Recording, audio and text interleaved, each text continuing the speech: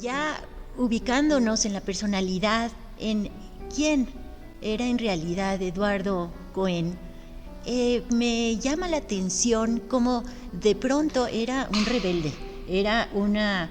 personalidad que no estaba conforme, es una personalidad en búsqueda constante, y pienso que justo se puede reflejar en sus modos de relacionarse con los demás, ¿no? Y en ese sentido me llama la atención este sentido del humor que en realidad mostraba y que de pronto pues desconcertaba a la gente a quien se dirigía, ¿no? Entonces, ¿qué nos puedes decir acerca de eso? Es cierto que Eduardo apreciaba mucho el sentido del humor y también la ironía como una manera de revelar situaciones ocultas de las cosas y que por medio de la ironía se podían transmitir. Y efectivamente su sentido del humor fue muy fino. La gente que convivió con él recuerda una multitud de anécdotas en las que se manifiesta este sentido del humor, y él decía que sobre todo para él era importante el reírse de sí mismo.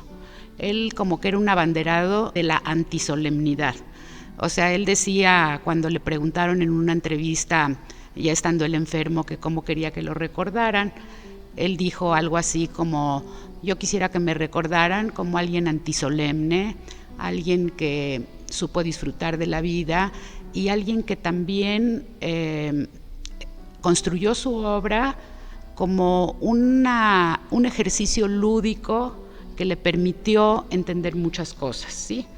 Y bueno, muchas veces incluso llegó a realizar autopresentaciones en exposiciones suyas, en donde los textos eran textos humorísticos y no solemnes ni serios, que trataban como que de tener así una especie de elemento rebelde y cuestionador, pero al mismo tiempo revelador de los sentimientos ocultos a veces de la gente. Te doy un ejemplo que recuerdo ahora. En una de estas exposiciones que él presentó de manera humorística,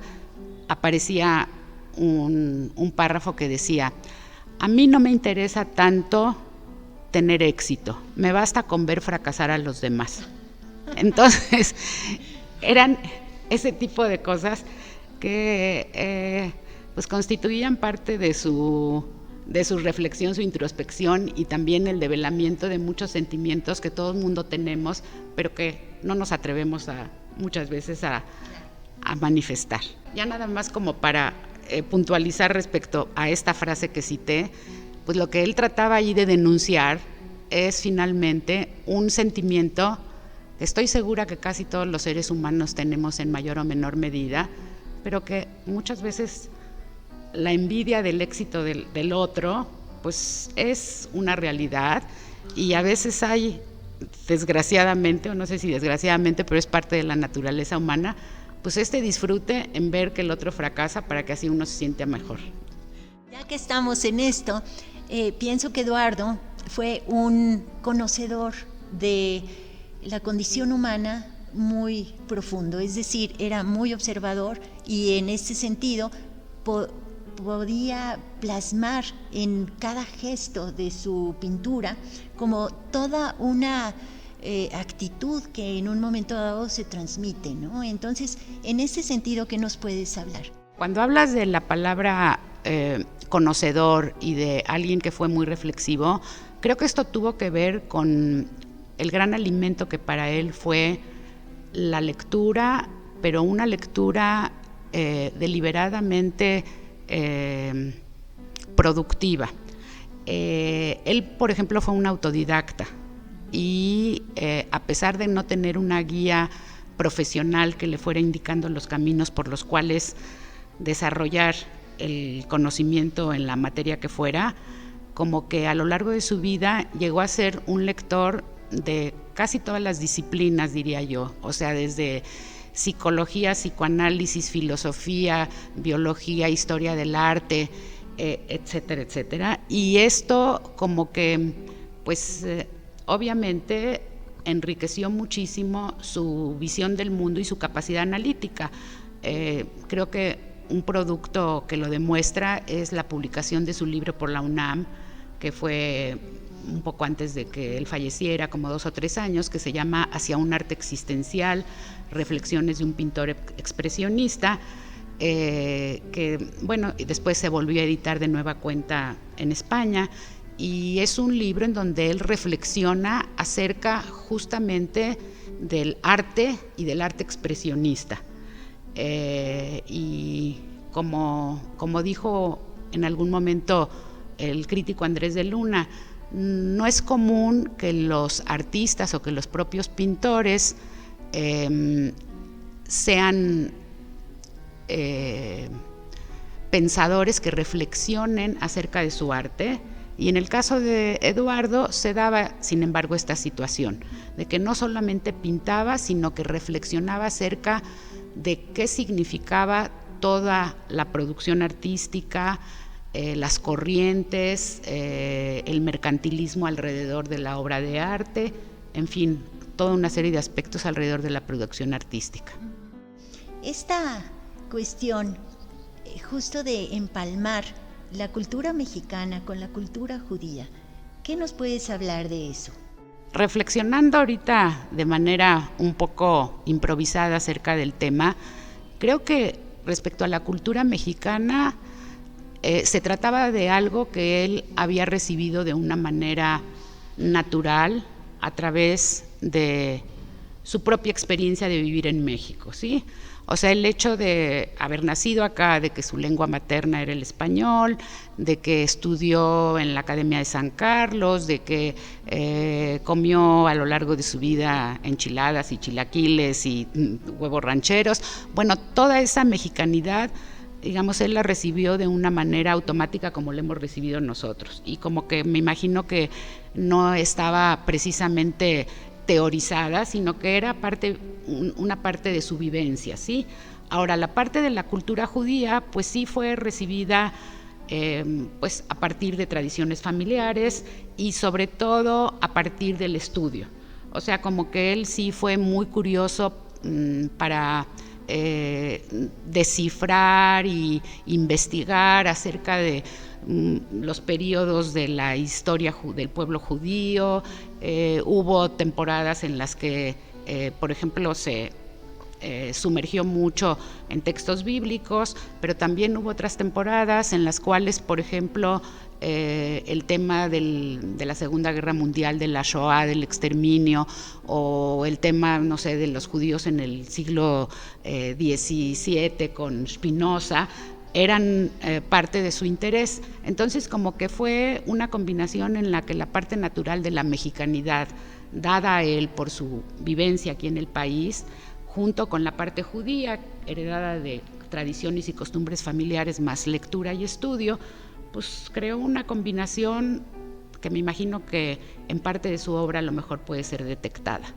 ¿Y nos puedes dar algún ejemplo de estas etapas en específico en donde refleje justamente la época del contexto que quiere transmitir? Creo que justamente la obra que se va a presentar en la sinagoga Rodfe Zedek es una obra que tiene que ver con la intención de hacer una remembranza de las escenas de sinagoga, de justamente esa sinagoga de Rodfe Zedek, esta sinagoga, cuando él era niño y joven y asistía a los rezos con su papá. O sea que esta intención de recuperar esa memoria personal del pasado fue la que lo indujo a elaborar toda esta serie, sobre todo de dibujos a tinta y de algunos carboncillos, en donde, como él lo manifiesta en algún texto escrito por él, pues recupera estas imágenes de figuras entrañables que él como niño, como joven, veía con una cierta curiosidad y con un cierto misterio, el que pedía la tzedaká, el que por otro lado repartía los dulces en Simchat Torah, y entonces aparecen esas figuras en estas escenas con algunas de las bancas y con algunos de los fondos que él recordaba de la sinagoga. O sea, creo que específicamente en esta obra, en esta serie, es en donde más se refleja la añoranza, la nostalgia y un poco el sentimiento por ese tiempo perdido que ya está en el pasado. Y un poco retomando toda esta cotidianidad, sería pertinente, sería interesante que nos hablaras un poco de esa vida día con día, cómo tomaba el mundo, cómo plasmaba su energía justamente en una cotidianidad, en la relación contigo, en la relación con sus hijos, en esa dinámica que tiene que ver ahora sí con lo que en realidad era la persona en sí de Eduardo. Eduardo decía mucho que temía decepcionar a sus pocos fans, en el sentido de que esperarían quizá de él que tuviera una vida muy glamorosa, bohemia y así como de película, y que realmente su vida era una vida muy, entre comillas, normal, ¿sí? Él decía que quizá para poder producir su obra con tranquilidad necesitaba tener también una rutina cotidiana que fuera fuente de esa tranquilidad. Entonces él era muy disciplinado, era deportista, iba al deportivo a jugar futbolito hasta que su cuerpo le permitió, incluso llegó a ir a la Macabiada en el equipo de veteranos Argentina a jugar fútbol, ¿sí? Y tenía horarios muy, muy estrictos porque no quería él perder el tiempo. En su estudio, por ejemplo, siempre llegaba más o menos a la misma hora, iba a la misma hora, se retiraba. Y por otro lado, era alguien que con este sentido del humor que tenía y él decía que él creía que había nacido con vocación para la felicidad. Y entonces él disfrutaba mucho los juegos con sus hijos, el hecho de ser futbolista, pues jugaba mucho fútbol con ellos, iban al parque los domingos. En general es alguien que siempre decía que qué decepción para sus fans el no poder localizar en su vida grandes dramas como lo de los artistas legendarios, que son tormentosos y que tienen tragedias inmensas y conflictos brutales, que realmente él no coincidía con esa imagen un poco romántica y a lo mejor exageradamente pues distorsionada de lo que un artista debe de ser. ¿Cómo le gustaría a usted ser recordado en el futuro? Ser recordado, bueno, es un poco como es mi pintura, como una persona que trató de divertirse a la hora de hacer su obra, de mezclar la ironía y mezclar el humor, mezclar el comentario un poco sarcástico acerca del mundo, y como una persona antisolemne sobre todo. A pesar de todo este dramatismo de la pintura expresionista, no quisiera jamás que se me considerara de manera solemne, ¿no?